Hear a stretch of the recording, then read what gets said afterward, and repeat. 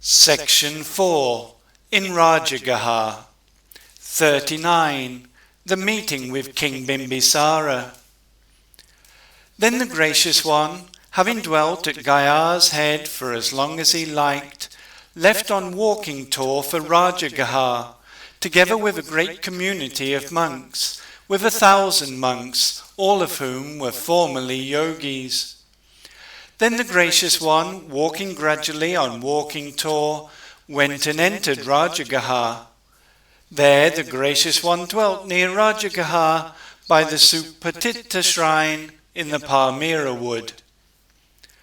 The Magadhan king Senior Bimbisara heard the ascetic Gautama, the Sakya's son who has gone forth from the Sakya family, has arrived in Rajagaha and is dwelling near Rajagaha by the Supatita shrine in the Palmyra garden. But about that Gracious One Gautama, this beautiful report has gone round. Such is he, the Gracious One, the Worthy One, the perfect Sambuddha, the one endowed with understanding and good conduct, the Fortunate One, the one who understands the worlds, the unsurpassed guide for those people who need taming, the teacher of gods and men, the Buddha, the Gracious One.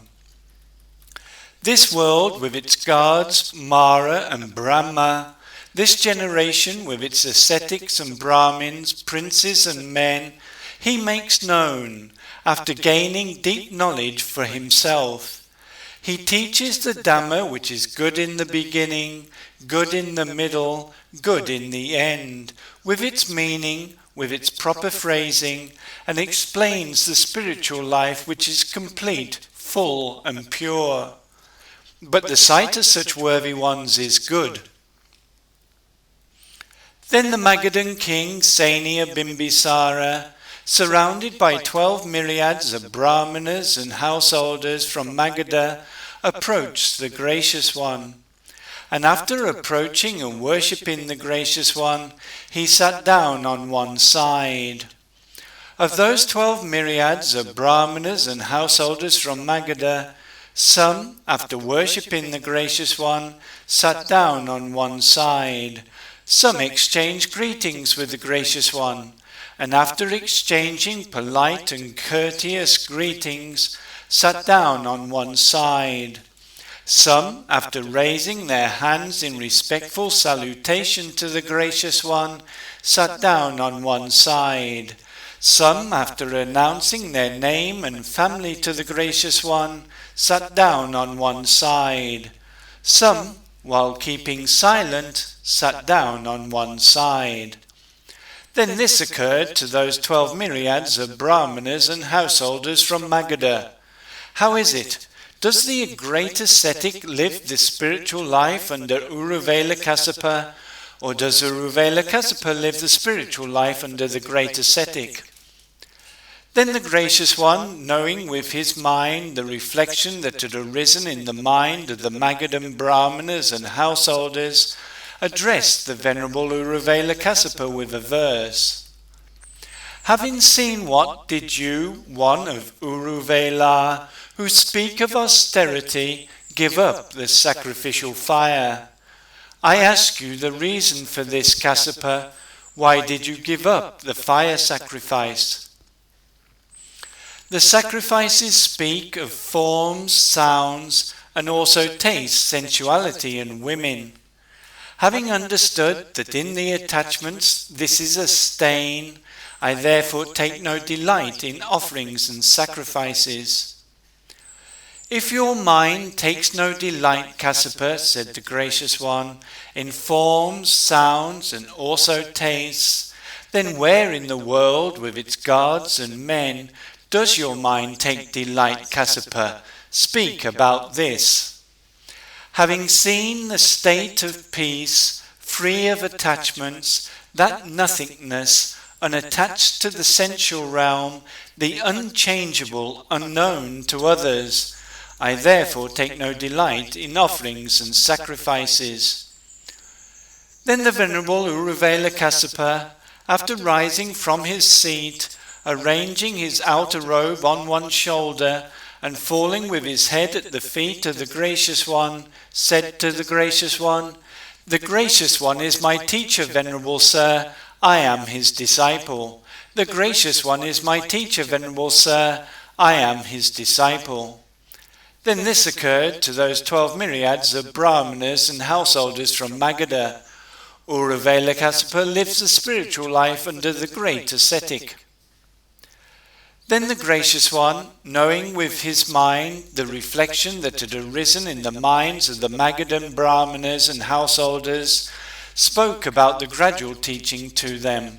That is to say, talk about giving, talk about virtue, talk about heaven, the danger, degradation and defilement of sensual desires, and the advantages of renunciation. These he explained. When the Gracious One knew that they had ready minds, pliable minds, open minds, uplifted minds, confident minds, he explained to them the Dhamma teaching the awakened ones have discovered themselves: suffering, origination, cessation, path. Just as it is known that a clean cloth without a stain will take the dye well, just so to 11 myriads of the Magadhan Brahmanas and householders, with Bimbisara at their head on that very seat, the dust-free, stainless vision of the Dhamma arose. Whatever has the nature of arising, all that has the nature of ceasing. And 1 myriad of them made known their state as lay followers. Then the Magadhan king Saniya Bimbisara, having seen the Dhamma, attained the Dhamma, understood the Dhamma, penetrated the Dhamma, crossing over uncertainty, being without doubts, having attained full confidence, having become independent of others in the teacher's teaching, said this to the Gracious One: "Formerly, Venerable Sir, when I was a boy, I had 5 wishes which are fulfilled for me now. Formerly, Venerable Sir, when I was a boy, this occurred to me: O may I be anointed king in the kingdom. This was my first wish, Venerable Sir, which has been fulfilled for me now. May a worthy one, a perfect Sambuddha, enter into my realm. This was my second wish, Venerable Sir, which has been fulfilled for me now. May I attend on that Gracious One. This was my third wish, Venerable Sir, which has been fulfilled for me now. May that Gracious One teach me the Dhamma. This was my fourth wish, Venerable Sir, which has been fulfilled for me now. May I understand that Gracious One's Dhamma. This was my fifth wish, Venerable Sir, which has been fulfilled for me now. Formerly, Venerable Sir, when I was a boy, I had these 5 wishes, and these I am successful in now. Excellent, Venerable Sir, excellent, Venerable Sir. Just as, Venerable Sir, one might set upright what has been overturned, or open up what has been closed, or show a path to one who is lost, or carry an oil lamp into the darkness, thinking those with vision will see forms, just so has the Dhamma been explained by the Gracious One in countless ways. I go, Venerable Sir, to the Gracious One for refuge, and to the Dhamma, and to the community of monks. Please bear it in mind, Gracious One, that I am a lay follower who has gone for refuge from today forward for as long as I have the breath of life. May the Gracious One consent, Reverend Sir, to me offering him a meal on the morrow, together with the community of monks. The Gracious One consented by maintaining silence.